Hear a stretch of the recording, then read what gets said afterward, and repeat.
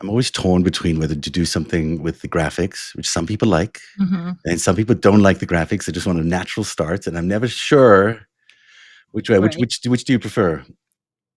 Let's just do a natural start. Yeah, Let's that's what let's I just like to jump do. in. Yeah, me too. So I think it's another thing is I can't tell as easily as I can on the regular Substack app whether we're live or not. But Yeah, we're there we go. here. We're live. I'll We're pull up. live. I can see it. We're live. We're live. I saw your son was photobombing you today during your live shot. Yeah, was he? It was so That funny. doesn't surprise me. He's such a ham.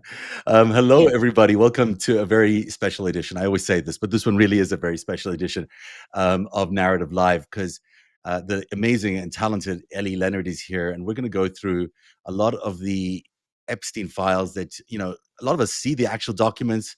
A lot of us write about the documents. You might see Hmm. excerpts of it, but we're going to go into the the real nitty gritty, look at the actual files together and some of these key documents. Some of them come from what you've been looking at, which has been so incredible. Ellie has been this look into the relationship between Bannon and Jeffrey Epstein. Steve Bannon, after he left the White House, sort of struck up a friendship, I guess you could call it that, Yeah. with Jeffrey Epstein. So Yeah. tell me a It's little bit very about what that strange. was. Okay. So I've been, we got this big file dump last week that I have been very tediously filtering through all these different emails. And there's a lot of things in there that are just unnecessary. Like I was mentioning with you and Dean earlier, there's full books photocopied into the files. There's everything's a JPEG. So they could have made this a PDF for us to easily flip through, but they made them No, they wanted individual to make it really photos of difficult. every single Yeah, page. I So noticed that. and if you accidentally click out of something, then you have to be like, oh my gosh, where was I? What number was I on? So it's meant to be very complicated. So anyway, part of this, I would say almost the one thing that has the most to it seems to be the Bannon emails. There are the Michael Wolff emails in there. There's the Kathy Rumler emails. There is Ehud Barak. There's a lot of talk of Bill Gates. But the definitely the central focus of the emails is Steve Bannon and his relationship, which he has since tried to downplay, but there's no denying it in these emails. This was not him coaching Epstein or trying to help him or like teach him to be better with his life. Like this was a bro relationship, and it starts out very, I don't want to say light, but it definitely changes over time to where now I am I'm reading into the last year of Epstein's life, and Bannon definitely has the upper hand in these emails. He is the one that Jeffrey Epstein is seeking approval from, and wants to know if things are okay and what can he do and can we make a movie, and he wants things from Bannon, whereas in the beginning it was Bannon asking things of Epstein. But you can see that Epstein is sort of wilting and fading away in this kind of isolation that he's created for himself while he's under surveillance from the FBI in the last year of his life. Oh, that's so interesting. So Bannon comes out Yeah. of the White House. He is Yeah. feeling dejected. He's been fired. He lost essentially to Ivanka and Jared, and he's Yes. seeking help from somebody, and he finds that help in Jeffrey Epstein, and then Jeffrey Epstein is caught up in his own turmoil because he gets Hmm. arrested, and suddenly he needs some help from his new friend Bannon. So that's a really interesting Yes. thing that turns around there. Uh, Right. yeah. Is my audio okay, by the way? It sounds a little weird to Yeah, I can me. hear you great. Okay, good. And Sounds I'm good to sorry, me. it says narrative contributor there. My AI Oh, no, came up with that. So I can be a narrative you're contributor. officially a narrative contributor, says the AI. So I'm fascinated because Bannon is such an interesting guy. I mean, he's been around Mhm. for a very long time, was a Goldman Sachs guy originally in his career, Yeah. became involved in the creative industries, did some really weird movies in his time, or scripts for movies. Oh, yeah. Um, and then suddenly, landed up in politics. And I've always thought his roots led us back to China a lot of the time. When I was doing the initial Mhm. investigation into the original Trump Russia, he seemed to have a lot of connections to China, not necessarily Yeah. to the Chinese Communist Party, but to this clique within inside the Chinese Communist Party, which is, Mhm. I guess you could call them like a mob if you want, like an organized criminal Right. element inside the Chinese Communist Party, which holds a lot of sway, but is not maybe not directly linked, but probably still linked to Xi and his power center Right. over there. So that's just interesting as a background, because we know as well that Epstein had contacts with both the Israeli former prime minister, but also with Putin and various people in Russia. We know that Russia and China were aligned in all of this exercise to put Donald Trump into the Mhm. White House, and so you can see how there's some sort of congruity there. If Epstein is talking a lot to the Russians, if Bannon is talking to that Chinese, and their aims are similar, um, it's just interesting from an influence perspective how that might have Right. influenced the whole situation and why they would have hung out together during that time. But he also does the 60 minutes training, right? They come up with this idea of doing a So rehearsal stupid. for 60 minutes interview, as if who would want to watch? I It's mean, people would want to watch that, but it would be an impossible interview, really, in it reality. is such it's like watching a psychology experiment because you're sitting back and watching these two men and the dynamic of power keeps shifting. Mhm. So you start with Epstein kind of on the throne. Bannon has been fired. He, from all accounts, thinks Epstein is involved with the CIA, which is his dream. So he wants to get in with Epstein to see if he can get back in the White House and work with these CIA guys. Again, over Say time, that that sort again. of I'm really shifts. interested in what you just said there. Just say that Okay, go again. ahead. Go ahead. Yeah, just tell me that sentence again. So Bannon wants to be in the CIA, and so does Epstein. Is that what you're saying? Well, so there's this always this background idea that Epstein has been involved with intelligence, right? Right. Like that's you've talked about it, most Yeah. people have talked about it, that he's involved with intelligence with Israel, that he's involved with intelligence with US. He knows way more things than he should know as just a civilian. I do have to say, he has way more influence with government officials than you or I would ever have. And I think once Bannon was kicked out, he thought that Epstein was the person to go to because he always wanted to work in intelligence. And so I think ultimately in the beginning that was something that connected the two men was he thought that Epstein could somehow help him in that Mm. way. I don't think that ever came to fruition, but over the course of time, that dynamic shifted to where Epstein was going, I need you to talk to this person for me. And Bannon was still meeting with really large government officials in many countries well after the time when he had been fired. And then it sort of breaks down and it becomes a little catty. It becomes a little like Oh, mean really? girl. Competitive. And they start talking about what like government officials think of Donald Trump and like, she thinks he's just a big jerk. He's just a bully. He hates him. And so you hear all the like background banter that these major presidents of other countries have said about the things that they hate about Donald Trump because the whole conversation eventually just circles around Donald Trump's presidency because Epstein thinks he's an idiot, thinks he can't tie his shoes. Bannon obviously has bad blood with the president because he's just been fired. They hate Jared. They want Jared out of but they start talking about how somebody's trying to get Jared out, but that person is also Jared's also trying to get that person out of the White House. And you hear all this kind of like catty background information on what goes on in the White House to make it sound like it's just like high school. Like you have high school running your government right now. Right. And so it's all this information that I don't think anybody was ever meant to hear. And it's just hours and hours and hours and hours and hours. Like I'm time coding it so we know how long these email chains Oh, lasted good. per day. Always in the middle of the night, 2 a.m. These men are Well, that's emailing interesting it. They never too. sleep, never sleep. Yeah. Well, you know what? A lot of this is, they are just desperately trying to influence the presidency throughout all this because, the presidency has a lot of power. So they're trying to get policy through, they're trying to get ideas through. The Right. closer they are to the ring, the more influence they have and the more influence they can peddle to other governments and to other institutions. I call it like a shadow world that exists between the real intelligence, which is people who actually work for the CIA, and then there's this Mhm. murky private sector intelligence world that sits alongside the intelligence Right. world. And inside there's all sorts of dirty business that goes on and favors that are done and contracts that are executed. Very hard to see those people. It's very murky. You might search them online and never find out any details about them because Mm, they're just sort of anonymous shadow people. And yet they have so right. much power And Bannon and Epstein strike me as being like that, although of course they've certainly found their way to the limelight. So Right. let's look at some of these selections of emails that you have here, because they're very telling, and I think that they reveal a lot about this relationship. Plus, there's a lot of news in here. So the first one is this one. You can take me through this one. It's the New York Right. So Times one. this is from Kathy Rumler. Rumler.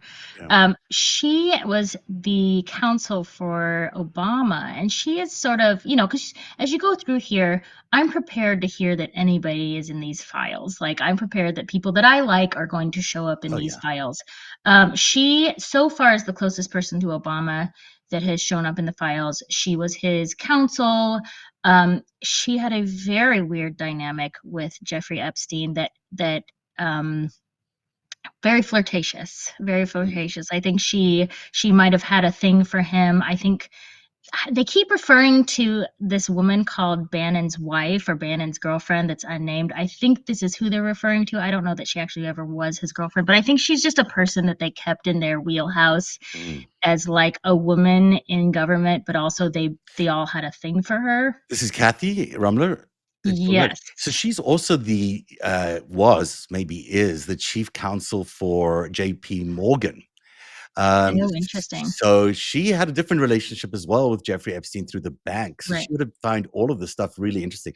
In fact, that they had such a close relationship is rare is Hmm. really revealing about how much JP Morgan really knew, because here's their chief counsel in such regular contact with them. And this is, this is 2018. I don't know what year she landed up leaving at JP Morgan, or how long she was Hmm. there for. But I know that there's overlap between her time there and her time with Epstein. And, at that time, they'd already washed their hands, or almost had washed their hands of him completely, because, Right. he'd been fired in 2013 from the bank.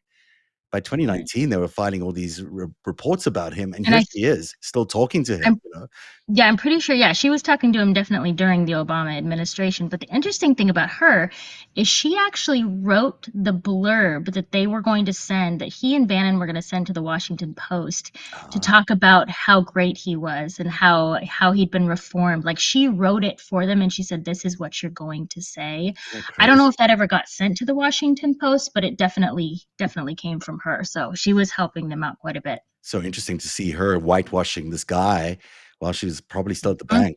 And it's what she's saying here. Yeah. She's saying, do you want to read this for us?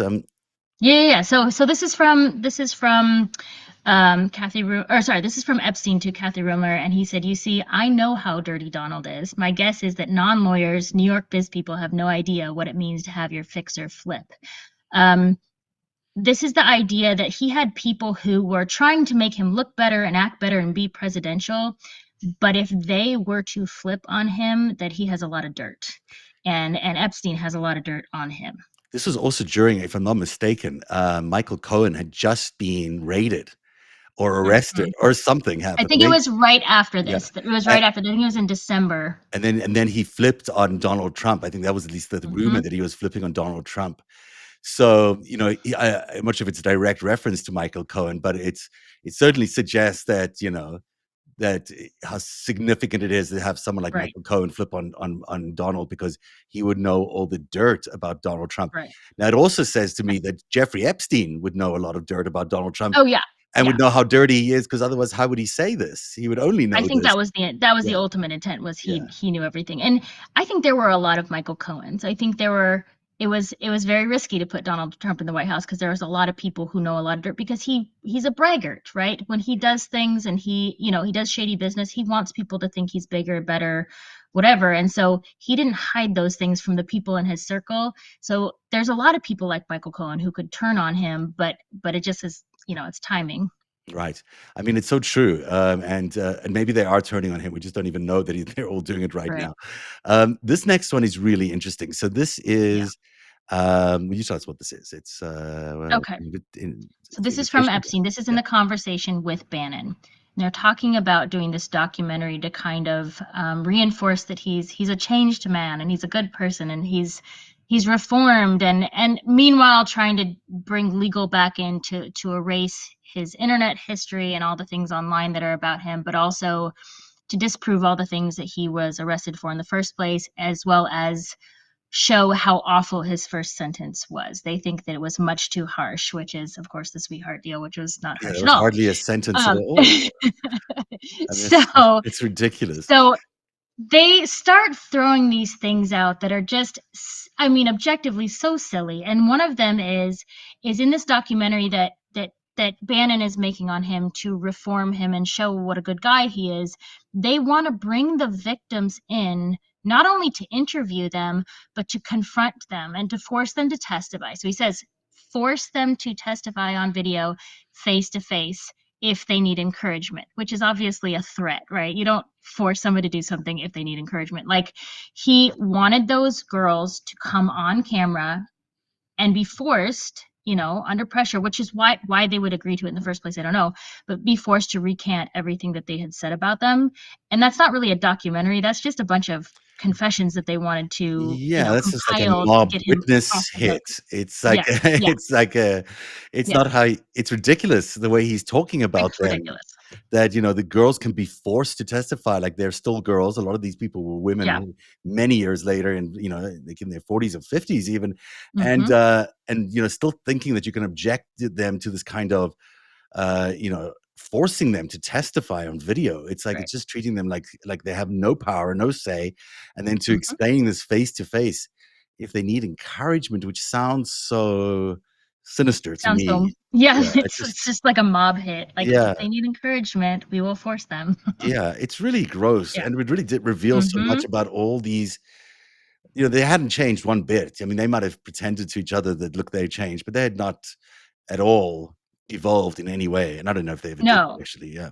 The entire conversation is just denial about there being anything wrong. Like, and then when they do talk about, like, if it's just referred to as prostitution, which is how he liked to refer to it, um, it was a joke among his friends. It would just be a joke that he just liked prostitutes and, good old Jeffrey. But the idea that they were ever underage, the idea that he didn't receive an easy sentence, like all these things that we know to be true, Mm. the entire conversation for like 3 years is denial, Yeah. right? He thinks he's in his own world. Yeah, and look, he's covering up, obviously, and he's covering it up right till the very end. This last one is just jaw-dropping. So you've got Bannon and Epstein talking about, we'll set it up for us. They're talking about Right. a trafficking center? Yeah. So this is the same day. This is again 5:33 in the morning. So they talk late into the night, early in the morning.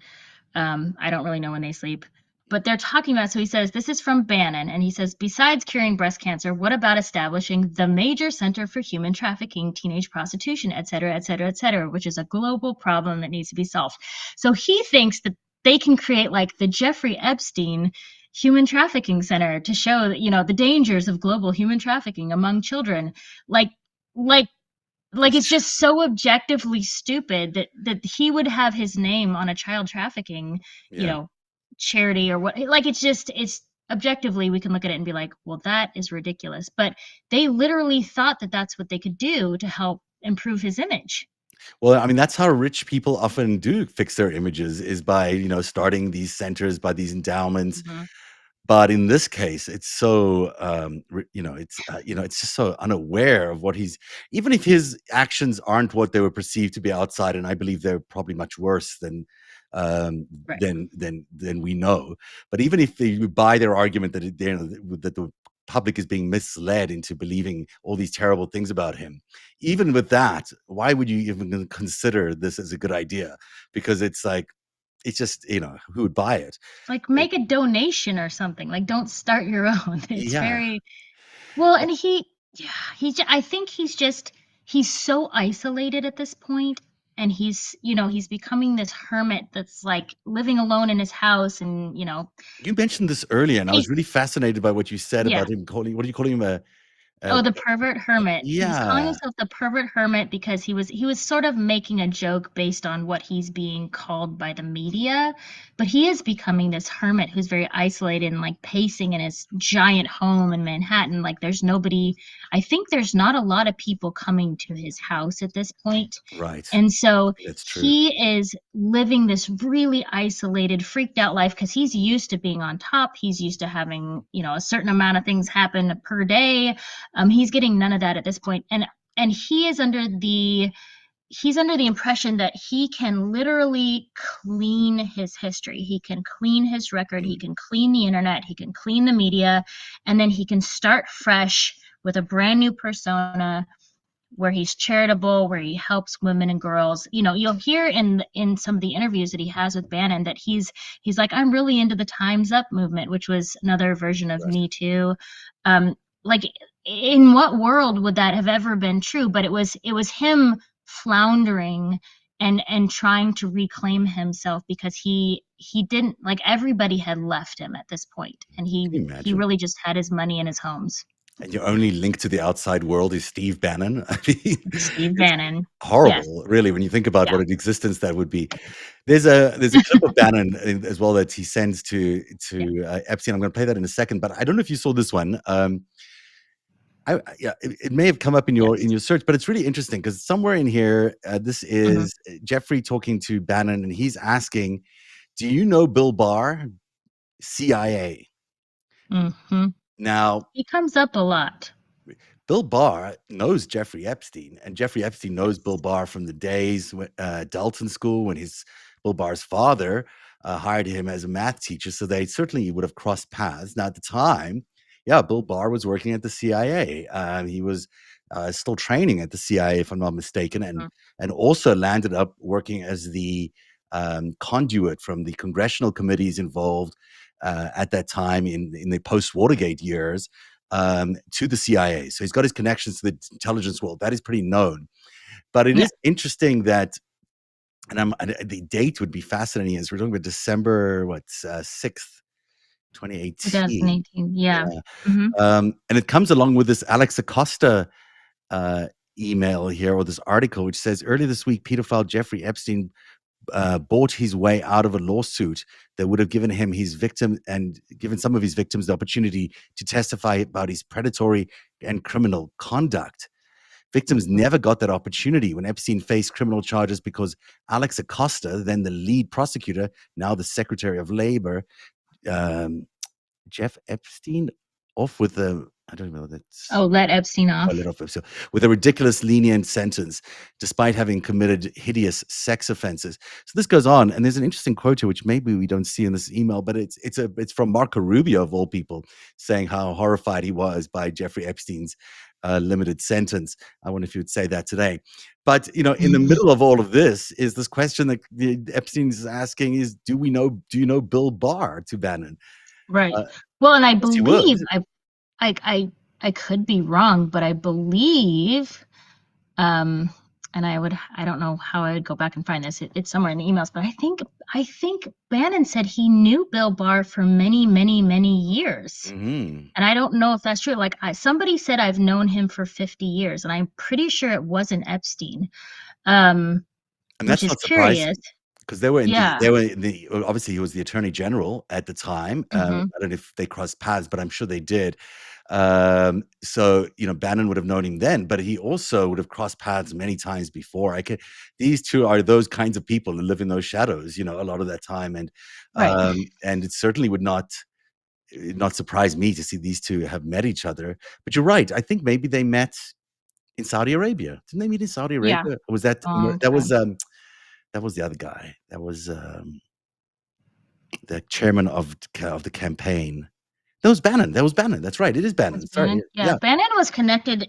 I mean, and it could be again like the bragging of who is, lots of name droppings, and these yeah, guys they love to name drop, but like he was connected with a lot of people. Like, you think now the story of like Jamal Khashoggi has come back to the surface, and we're hearing about like MBS, who's the guy who chopped him up and is now still crown prince of yeah, Saudi Arabia, but they were talking about these people all the time back then and their connections with them, and um, yeah, that was a very big connection for Bannon, especially like meeting. He would meet with people, and again, knowing that they were involved in the killing of Khashoggi, like he was still meeting with these people. So It's yeah, so it's very interesting curious. because Epstein, of course, worked with Adnan Khashoggi, the uncle of Hmm. Jamal Khashoggi, Yeah. when they were doing arms deals back in the Iran-Contra days, and he also knew MBS. You know, there was Epstein Hmm. knew MBS because he said he would come over regularly and they would chat all the Yeah. time.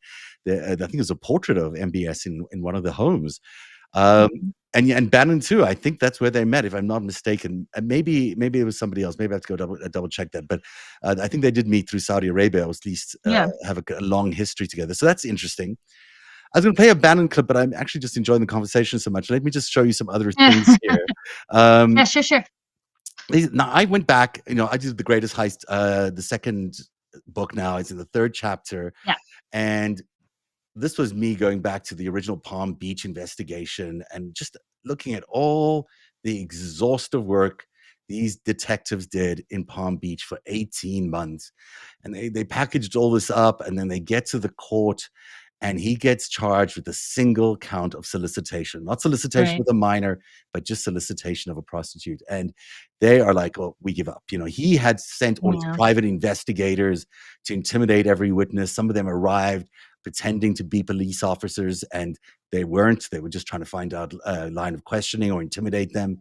They basically threatened everybody that if they Right. didn't, if they cooperated with the police, they'd pay a heavy price, whatever that might mean. Or if they didn't cooperate, they'd also get rewarded. All the detectives were constantly followed around. It was a very Yeah. difficult investigation. But it's so interesting just to dig around in all of these and find these. And let me see if I can put this in as big a screen as we can because it deserves a good look.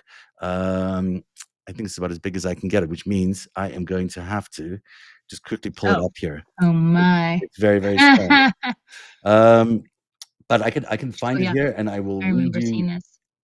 Yeah, these are great. I love the original, like the texture of these documents are so like Hmm. they're so yellowed and look like they've been rifled through Yeah. so many times. And this is a bit of history here, of course, Yeah. because these are the actual images. I wonder if there is a way to do this. Let me see if I can do a better Like zoom in on it. screen. Yeah, I remember seeing this one. Yeah, and there's if anyone has the energy to go through them, they're fascinating.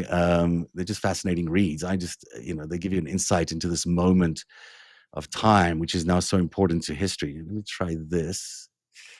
Is this any better? It looks a little cut off, but Yeah. it might be a little Yeah. Yeah, better. I think so. Yeah, that's a little better. So what are we looking at here? This, I think, is this Dershowitz? I think it might be This is Dershowitz Dershowitz, yeah. Hmm. talking to. I'm gonna help try pull it up here because I can't. My eyes are not great, so I do it this way. So it says I can't here. wear my glasses because it like reflects off them. So here we go. We'll do this We can blindly. do this. It's okay. This is an interview with an incident report from the Palm Beach Police Department. They're talking to Dershowitz or talking about their experience with Dershowitz. And I'll just pick up at the second section at the bottom here. It says, "To this date, I have not heard from X's parents." This is the second paragraph. "I will attempt to establish contact with them during the evening hours. I received a package from attorney Guy Fronstein, which was hand delivered to the police station. Within the package was a letter from Alan Dershowitz and two MySpace profiles. The profiles were of X and X. These are girls obviously involved in this investigation. MySpace.com is a social networking service, well, that's a long time ago, that allowed members to create unique personal profiles online in order to find and communicate with old and new friends. This package was in response to a previous meeting in which Mr. Dershowitz called to assist in the investigation in providing additional witnesses, such as House employees who have been reluctant to speak with law enforcement." That's interesting. "I reviewed the profiles Mr. Dershowitz enclosed, who designed so X designed her blog to XX. These names have been redacted. Still attends. It's the school probably, Yeah. um, high school. Sends and receives messages from friends which contain some profanity." So this is Dershowitz trying to basically ruin the reputations of the witnesses Right. by Because they're high school revealing girls who are these swearing. MySpace. Yes. Upon reviewing her friends' comments section from MySpace, most of her good friends sent messages to establish contact and invite her to go out. I then reviewed her weblog, was provided by Mr. Dershowitz. Designed blog is called Pimp Juice, of course. So I would try to find something in that. Her blog started that her interests include music theater and weed, marijuana. I reviewed her packet in which, X declares her love for her live-in boyfriend. She also using marijuana with her boyfriend, Will Tucker, per Will Tucker. Sorry, your name wasn't redacted. Oh, well, okay. The, They didn't the redact boyfriends' names yeah, in any of uh, these. the letter Mr. Dershowitz sent advised he was looking into the allegations that one of the private investigators used through attorneys of Epstein attempted to impersonate or state that they were police officers from Palm Beach. This is what I was talking about. That so Epstein sends out his guys who are investigators, and they pretend to be police officers to intimidate these girls. So Mr. Dershowitz advised that the speech. Okay, so this goes on, but the point here really is none of this is about defending Epstein. It's about No, trashing the victims. It's that's what he about does. it's about tarnishing people's reputations. It's not about actually mounting a defense. And you see this throughout this entire so-called dream team, which I think you pointed out, $4 million later for this Hmm. entire defense of Epstein way back in 2006 to 8. And all of it is about attacking everybody else. It's all about let us just, everyone, the It's prosecutor's dirty, the witnesses are dirty, but Epstein is a gem of a human being, says everybody, and yeah. there's Well, not and no, did nothing wrong. I feel like at this point I could give a TED talk on Alan Dershowitz because objectively, if you looked at that, you would say, you're showing your age that you're picking apart, a teenager's MySpace and trying to condemn them from the dumb things that they say. God forbid he ever comes to get me because I'm sure whatever internet history I have from my teenage years is probably No just one as bad, cares what right? he says Yeah, anymore. right. It's okay. Yeah, I know, no, no, no, I know, I He's know. done. His Yeah, TikToks are really fun. yeah, But like he's such a worthless piece of shit. Like he's just a yeah. terrible human being and he's just an ambulance chaser of the rich and famous and evil, and that's what he's built his wealth on. And he became, he overstepped. If that was just it, he would be a horrible person, but he stepped into the world of Jeffrey Epstein and he became a part of the story. And it's kind of like how you always say that journalists should never be a part of the story, they should Mhm. stay on the outside. Lawyers, it's probably the same thing, but he became, he got caught up in the glow of the height of the Epstein years and he became part of the story. And of course, and we've talked about this before, where at one point Virginia said, after accusing him of attacking her, she said, "Oh, I was wrong. I misid'd him. It wasn't really him," which sounded, very awkward and unreliable. And we're going, well, she's never said that about anybody before. And then you see in these files that have been released, you find an email from Dershowitz to her lawyer David Boies saying this is what Virginia has to say to retract her statement. And it's the exact same words. And so you see that she was under threat. You see what a horrible person he is. You see that she was telling the truth the whole time about him. And I just I can't take him seriously beyond the fact that he's a pedophile. I can't take him seriously when he gets on TikTok and anything that's good in the world. If we get one good thing that happens in America, he's got a problem with it and he's going Mhm. to shoot himself on television or go back to, wherever. And I just can't take him seriously anymore. Yeah, I mean, it is serious what he did, though. What you're pointing out Yes. is true. He's a pedophile. Yeah. He took part um, in these actions against these women, and it was awful. And he should be in jail. And it's Yeah. amazing to me that he's not. But to your point, he's just such a He's a he's waste of making- space. what these women went through Yeah. throughout this entire ordeal, and some of it has gone on for decades with a lot of these guys. Boys, you mentioned, is another lawyer. I don't trust any of these lawyers around this No. world because they're No. all in it for the money, to be honest. They're all Yeah. just trying to get their piece of it. Especially if Very they jump in and they say, Yeah, we're here pro bono, it's yeah, usually because they want a story. It yeah, helps them more than it helps the victim. and that's the sense I get from all of these people. So that when I hear, like, David Boies talking about Dershowitz or it's just like it's an inside smear campaign, and a lot of these Mhm. women were caught up in with defense attorneys who, sorry, prosecutions as well. Whether they be defense, that'd be their No, they'll be should their be prosecutor. Yeah, prosecution. Yeah. there'll be lawyers at least who are not always on their Hmm. side. They didn't get their Right. fair shake a lot of the time, and it's it's appalling that Dershowitz even gets a platform in some places anymore because Right. he is he's a waste of space. He really doesn't need to be Yeah. there. He's Right. celebrated in any way. And in fact, a lot of these people need to be in jail. I just, these are crimes. These are real crimes that happen. People Yeah. might think it's a long time ago or whatever, but these are real crimes, and people should Yeah. be paying the price for them. Here's another one. It's also hard to read. I'm sorry, I should have pushed this out a little bit, but um, this involves. I don't know if you can actually read it. Can you read it? I can't. Yeah, I can read it. Okay. Which one are we looking at? This Which is the paragraph? victim. Any of these, just pick a spot. These are the actual documents. So I just randomly picked a few and thought we could just look Okay. through them. So just Do you want me to? I could just read pick a one if spot. you want. Yeah.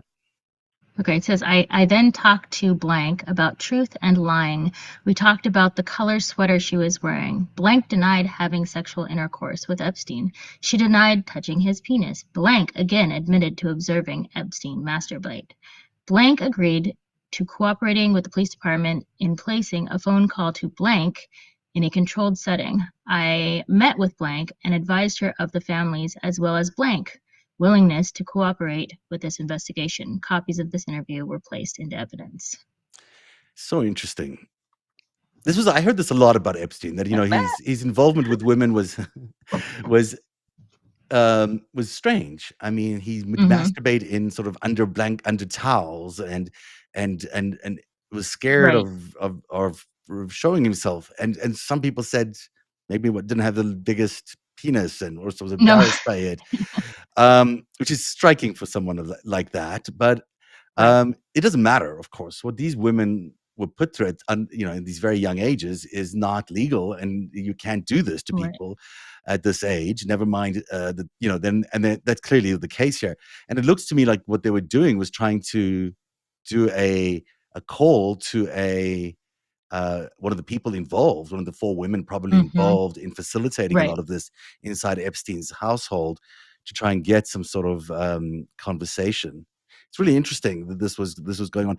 I think I've got this. So I I made contact with ex mother of advised her briefly of my investigation. She was aware of the incident and stated that she overheard a portion of a conversation that her daughter was having with a boy named X, stated that it was her opinion that both girls liked X, recalled hearing her daughter calling X a whore, admitted that she did not listen to the entire conversation, but did confront her daughter about it. I'm not sure what that's in, but these are high school girls, basically, Right.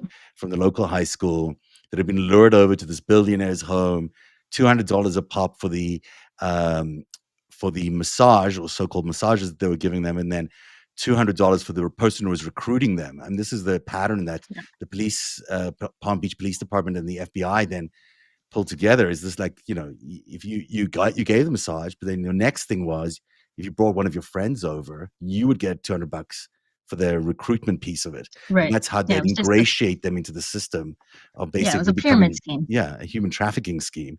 Right. Which is it's just interesting. Here's another. Listen, a 14-year-old, worth remembering this as we read this, being interviewed by the police department. Do you want to pick a section? If you want. Yeah, I'm wondering if this is the original like victim number one from the 2006 case because there was a 14-year-old whose mother reported it. So Detective Dawson and I attempted to contact Blank in Royal Palm Beach. I left my business card at her front door. Blank returned my call and arranged a meeting with me at the Palm Beach Police Department for November 8th, 2005. At approximately 2 o'clock, Blank arrived at the Palm Beach Police Department. She was brought into the interview room and the door was closed for privacy. She was told that I appreciated her coming to the police station for questioning regarding an ongoing investigation. She was told that I was investigating a crime involving Jeffrey Epstein and knew, based on the investigation, that she had encounters with him in the past. During a sworn taped statement, Blank stated that she had met Epstein approximately 2 years ago. She was Oh, first wow. introduced to Epstein by blank blank. Blank, I'm guessing that's Ghislaine Maxwell. Mhm. Blank approached her about working for Epstein and provided a massage to him for $200. So it's just kind of your very typical, the story you hear over and over and over again, Yeah. which, But you know, if she met at 2 years prior to this, is she oh 16 here yeah. or is she 12? Is that what they're She uh says 14-year-old yeah, victim. yeah. So Yeah, I she don't would have know if they met. 12? Ooh. I mean, that's not unlikely. Yeah, it's It possibly true. had It's crazy when it you think had about it. happened. Yeah. In Hmm. 2005 puts us right after this would have could have been that could have been the original case Yeah. that tipped them off right after Donald Trump steals that house and also maybe have tipped them off.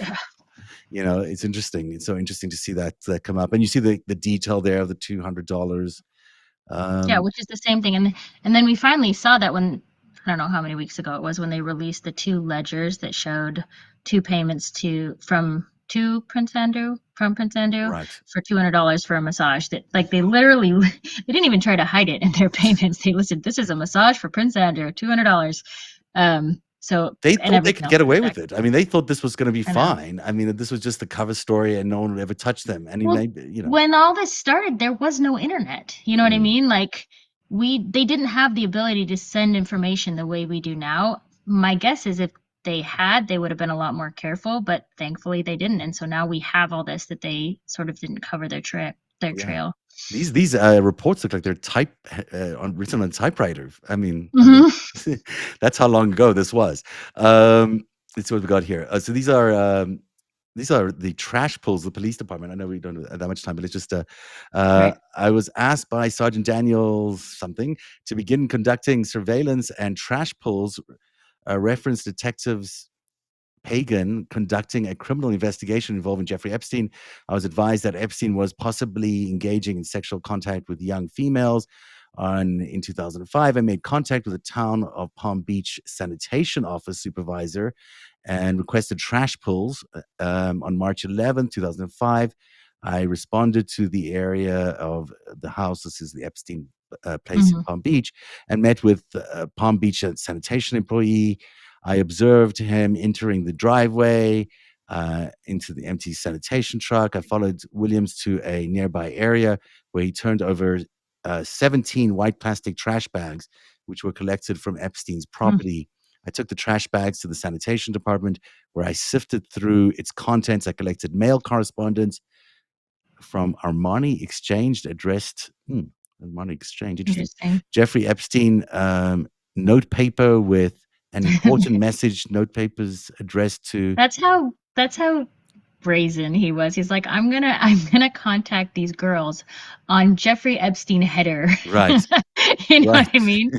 Also, whoever this Peggy Siegel is from US Airways. She so Peggy Siegel Mhm. is, I forget who she worked for. She's his super PR person. Ah, And she shows interesting. up a lot in these files. She was the person who like marketed him. She is a shady, shady character, and she Hmm. comes up a lot more in the course of she's in emails. There's emails from her as well. Interesting.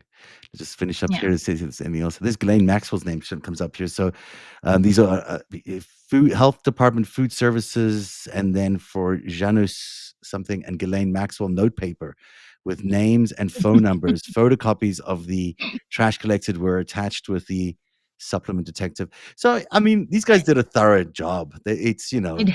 Yeah. they Well, really investigated this. Final one here. I don't know if you have to run. I'm sure you do, but no, no, no. You're good. You're good. this is about the hidden cameras and photos. I'm trying to. Yes.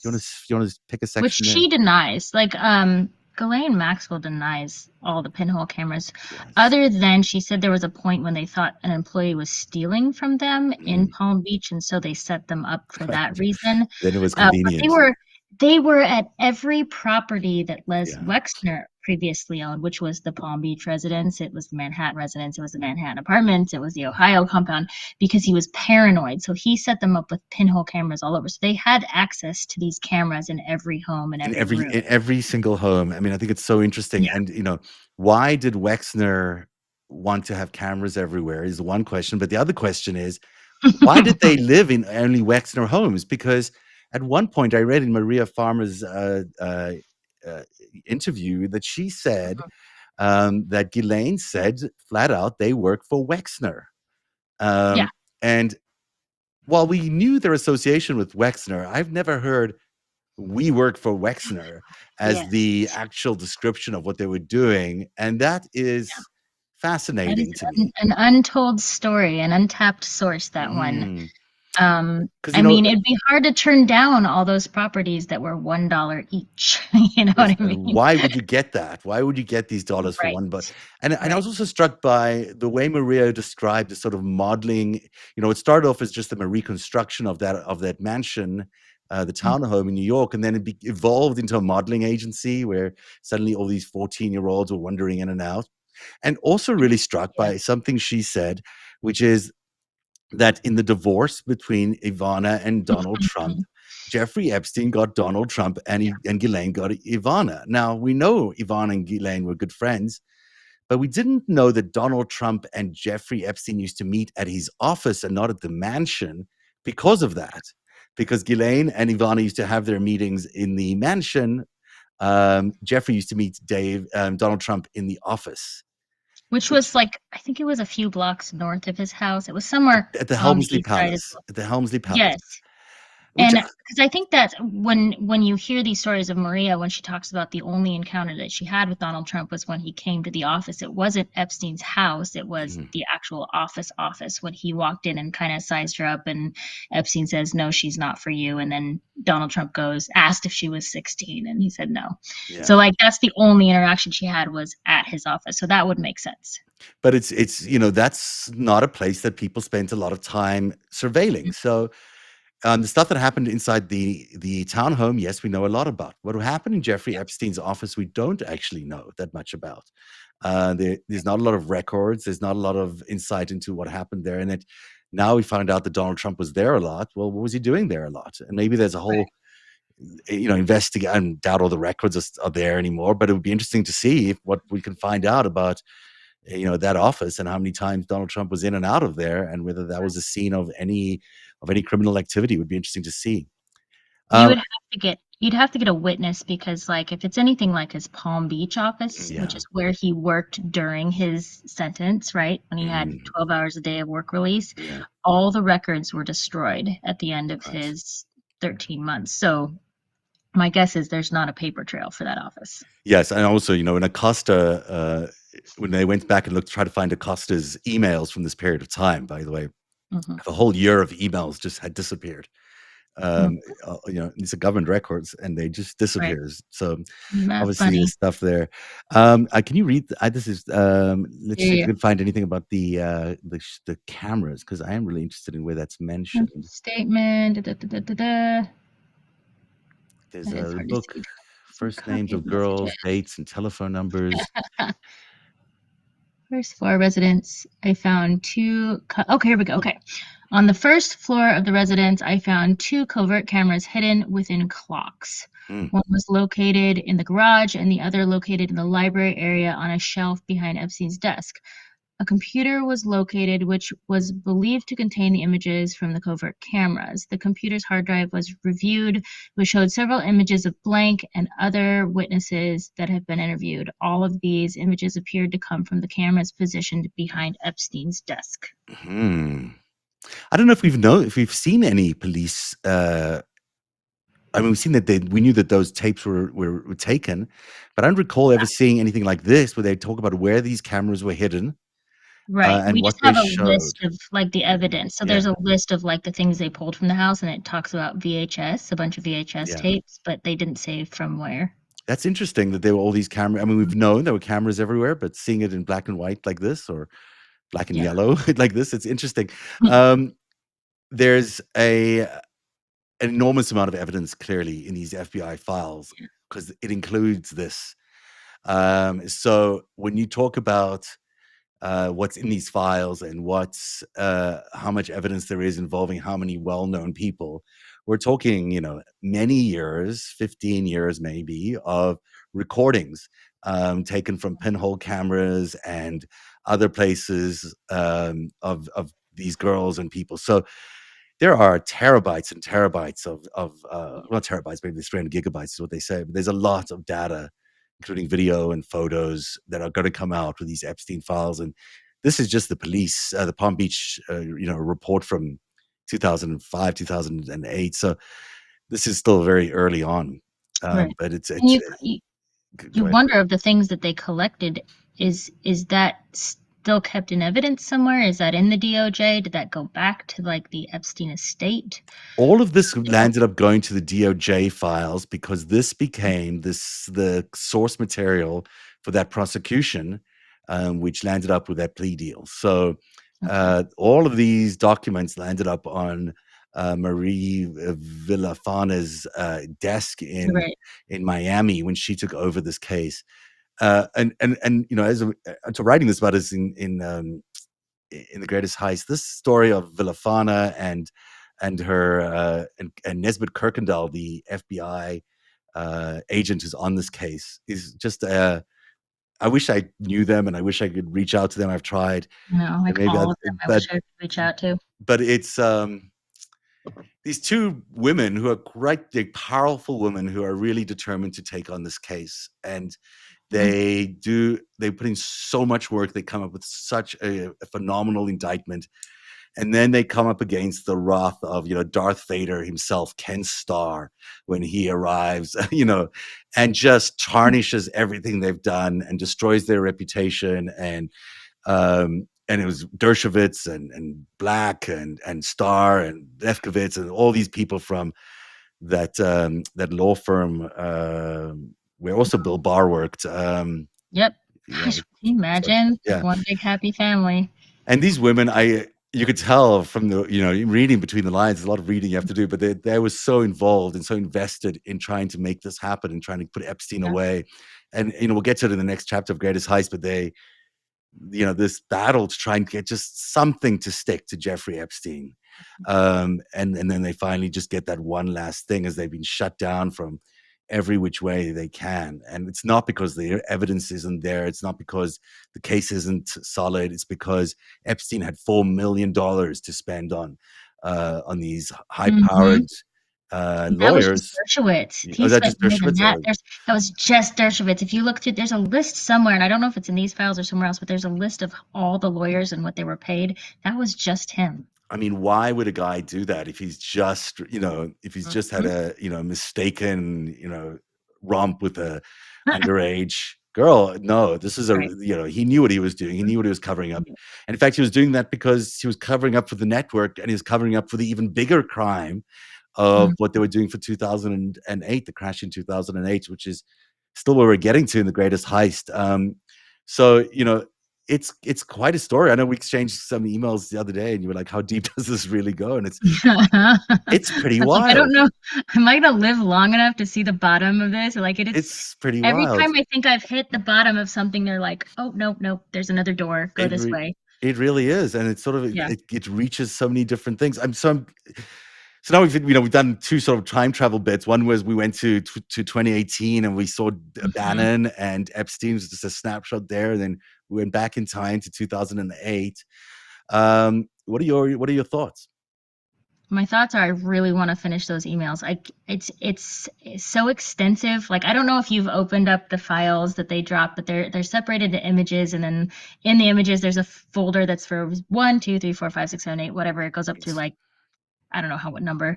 I'm on folder number 9, and there's so many folders left, and I'm just like, how many more emails could there be? Because they're all out of order. That's the thing. They put a little chunk, and they're from like I keep thinking, oh, I'll just drop what I have on Substack, but then I'll find a chunk that's from a time that started before the first ones that I've already transcribed, and so I'm trying to get them all to just go in order so we can see how this conversation morphed because there are there's so many names in these emails of people that they're trying to get together like I don't know how innocent Bill Gates was after reading all these. They were both Bannon and Epstein were obsessed with the man. And they kept making fun of Melinda because she did not want her husband to have anything to do with Epstein. She knew from the beginning, you do not go near that man. And they were trying to woo him. Like they spent all their time trying to woo Bill Gates, who they call him BG in all the emails. And That'll so be a I, fascinating. We should do an hour just on yeah, that because I've got so much other history with how they yeah. did it and what the implications of Microsoft being compromised. the integrity of Microsoft and Outlook at back then. Remember how many people were using Outlook as their main source of email, and Right. it was all compromised through this relationship with Jeffrey Epstein Right. and Bill Gates. And but I'm really interested that there's all these Yeah. emails about that. That's really Well, and interesting. there's a comedy side of things too, because Epstein didn't expect us to see these emails, and some of the emails he's sending to himself, and it's just an info dump of something he wants to look up later, and it's just a bunch of individual words, and it's all his like penis disease diagnoses and things he's gonna Sure. like look up on WebMD later Yeah. on, but he just dumps all these like individual terms to look up later, and it's sent to himself, and it's just so funny because you can just see him spiraling. He's just absolutely spiraling. I don't know how he ever thought he was going to recuperate his image. I mean, how he would, and where would you get to the idea that that is even something you could fix? It just seemed Well, we like, see it every day with Trump, right? He yeah. lives in his own world, thinks that nothing can go wrong, everything can be fixed, and I think that's a billionaire mentality. Hmm. Hmm.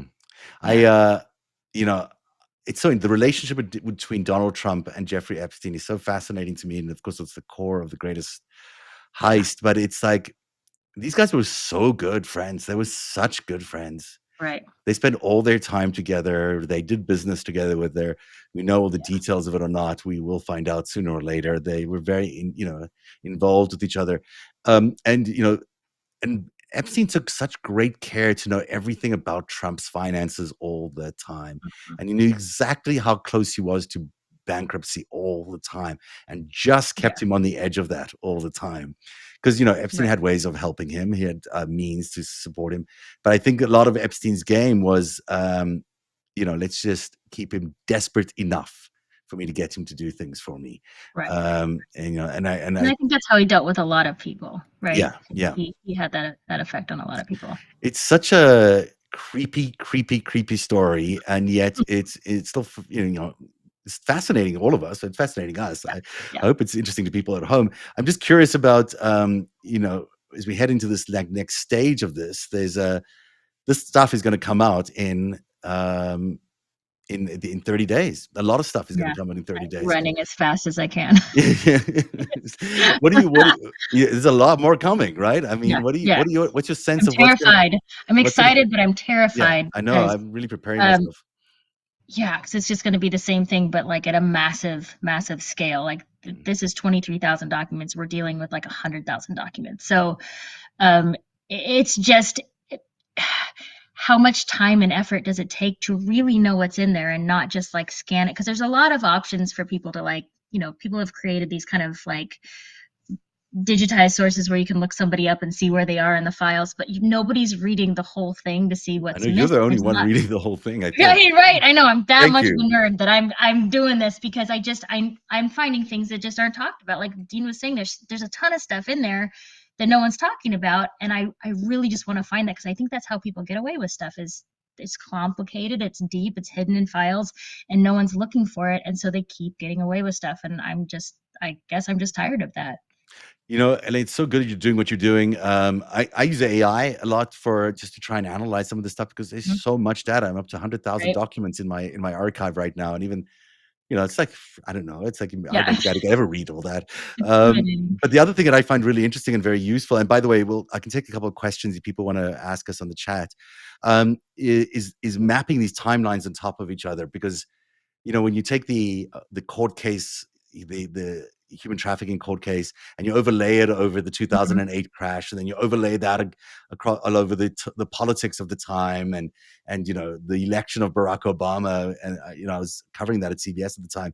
For me, it's very interesting to see it through that prism when you're overlaying all these events on top of each other. You learn so much Right. more about the context in which they were happening, um, which is so revealing to me. And it's not that long ago. Lots of us will live through it Mhm. to recall how it was. Um, it's a question. Where do you get all this data? Says Bob Belanger. Do you want to say that? Okay. Well, I mean, we could probably put it in the notes, but there's just a link to the House Oversight Committee they have a drive. It's just a Google Drive, which is Yeah. kind of funny. But then they have a backup Dropbox, but it's the entire thing is on a Google Drive, and it's just it's in text, it's in images, it's in some other couple of categories, but it's then you open it up and it's just a massive amount of files that you have to look at one at a time and close, and then look at the next one and close. And it's made to be clunky, but they're all in there, but there's no categorization of them, so you can't look up by email, you just literally have to scan through. And so I'm keeping notes about where I'm finding things and like what the file name is, because they're sort of in order, but they're not. Like the numbers will skip and jump. So it's in there, but I at least the email part I'll be putting on Substack when I'm done. It's very it's the more eyes on the stuff, the better off. So if people just want to, as an amateur sleuth thing, if you feel like going to oversight, the House Committee's oversight committee, inside there you'll find these Dropbox and Google Drives, and people should just dive through them. You might find something. Hmm. It's like a giant treasure hunt. And as Ellie's Yeah. pointing out on her Substack, she's putting the Bannon Epstein files, as it were. Tell the people about how that's going to roll out over the next Yeah. period of time. Okay, so I mean, I'm going to be doing other people as well, because there's a lot of Michael Wolff emails. There's a lot of like Larry Summers emails and Ehud Barak's emails. So I'm probably gonna have smaller files or maybe combo files of certain categories of people and show their email threads. But Bannon's gonna get his own, and it's gonna be like a 10-parter, because I don't think I can put all of it into a single Substack, or Right. Substack will start getting glitchy on me. But what I'll do is it will just be in chronological order, and I have the dates for each section. They talk so many times per day, so I'll put the date at the top of the day that they're talking about, and then I'll have a little timeline of when they started talking, 2 a.m., when they finished talking, 5 p.m., and just have Oh, that at the great. top. And then yeah, and just so you're going to see how long they talked that day, where they were, what they were doing, and yeah, That's so I'll do it like useful. that. It's really useful information. Someone's saying here, Watergate was broken through investigative journalism. How's the word of this going to get out? I think it's getting out. I don't think that. Hmm. I think that the reason we're at where we're at today, where these files are unanimously approved by two houses, by the House and the Senate. I mean, I think it's coming. I think people, it's certainly an effort of many people who have come together, but it's Yeah. coming. It's coming. And people should be really happy that they have been a part of this effort to get this word out, because a lot of the people here on Yeah. Substack are the people who've been able to get a lot of this word out. So, Yeah. keep it up, everybody. So Don't let the guard a down. This lot is, of coffee out there yeah, it's true. right It's now. important. Is Michael Wolff guilty of relations with girls or young women? Oh, so far, no. He's just guilty of probably knowing about it and wanting to get a scoop more than wanting to report something that he knew was going on. So he's complicit in he's negligible or negligent. He should have said something a long time ago, but he sat on a scoop hoping he would get some kind of a contract And for no it one instead wants to of just publish this pressing book. send. Yeah. Right.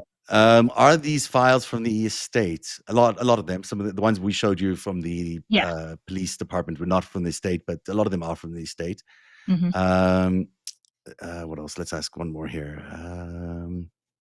Cohen has said some things that really leave me curious. Yeah, Cohen's an interesting character for sure. We all have questions. Cohen says it was before his time. Yeah, Yeah. look, a lot of these guys at the time, they didn't think that this was just the norm, I guess, in that world. So they don't see it the way many of us can see it. So who knows? Maybe there's some latitude there a little bit, but not much. I guess that's it. So thank you, everyone. Thanks for being here tonight, and thank you, Ellie. It's so great Yeah. working with you. Everyone should check out your Substack, which is I'm never going to get this right. Panic's Unpaid Writer. You Uh, got it. You got it. Ellie Leonard, There's although Ellie Leonard. she's Yeah. not panicked anymore, and you're not I'm really a little unpaid. panicked. A little bit panicked, okay. And she Yeah. needs to be paid, so sign up for her Yeah. amazing Substack, and a paid subscription there is worth every cent, because she's putting in painstaking work at the craziest hours, because we're sometimes emailing each other really late at night, and I'm like, Yeah. what, you just responded? Because we're both sitting around looking Yeah. at stuff. Night uh, owls. I have to say too, though, yeah. everyone should yeah, they should subscribe to The Greatest Heist, because I'm learning. It's I think your brain works over here and my brain works over here, and when you put them together, it's like the whole entire story. So I'm learning so much about like the financials and the Mossad and the kind of like the history, and that's helping me so much fill the gaps with the side that I'm working on. So I'm really grateful for that because I'm like reading Oh, it intently, and I went back and I read it again, and then I listened to it while I was folding laundry, and like I'm just like absorbing this because it makes everything else make sense when right. it otherwise These were wouldn't. two sides of an operation. But they were both important. Yes. They both kept the Yeah. network together. They both gave each other meaning.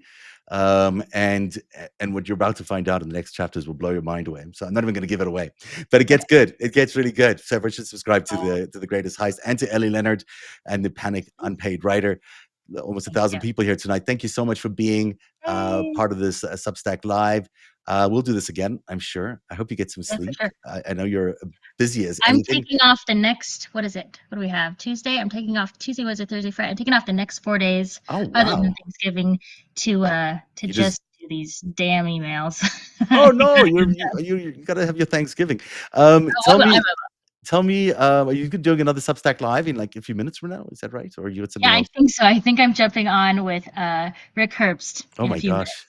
You're a Yeah. busy, busy person. So I'm gonna let you get away and do what you need to do between that. Thanks for being here, Ellie Leonard, and I'm Zev Shalev. This has been Narrative Live on Substack Live.